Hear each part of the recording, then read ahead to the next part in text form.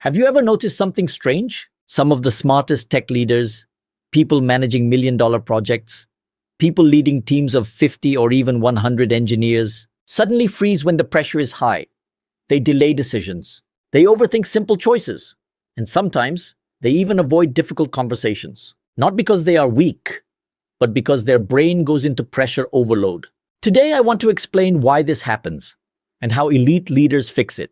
Most people believe decision paralysis happens because of lack of confidence, lack of knowledge, or lack of leadership skills. But after working with leaders for years, I discovered something very different.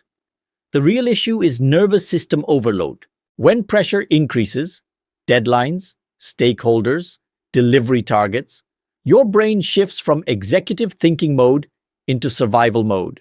And survival mode does three things. It makes you overanalyze, it makes you delay action, and it makes you mentally exhausted. So even though you know the answer, your brain refuses to execute. I once spoke with a senior delivery manager in a large tech company. Brilliant person, managing a team of almost 80 engineers. Whenever he had to confront an underperforming team member or push back on unrealistic client demands, he would delay the conversation for days. Not because he didn't know what to say, but because his mind kept replaying scenarios. What if this goes wrong? What if I lose authority? What if this damages the relationship? And the longer he delayed, the heavier the mental load became. Many leaders silently carry this burden. Over time, I discovered a simple pattern. High-pressure leaders need three internal upgrades. First, pressure awareness. You must recognize the exact moment when pressure begins hijacking your thinking. Second, nervous system reset.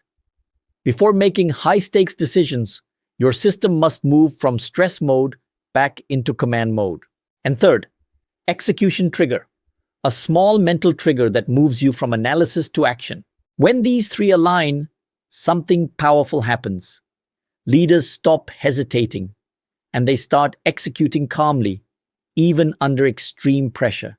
The biggest mistake leaders make is trying to fix execution problems with motivation or productivity hacks. But execution under pressure is not a motivation problem.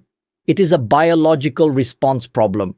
Your nervous system decides whether you take action, delay action, or avoid action. When you train your system correctly, pressure stops becoming a threat. It becomes a signal for leadership. That is the difference between average managers and elite leaders. If you are a senior tech leader and you've ever experienced decision fatigue, overthinking, or silent mental overload after work, you're not alone.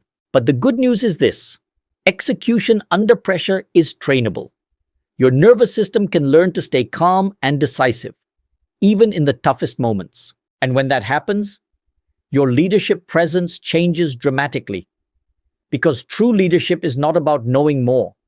It's about executing clearly when pressure is highest.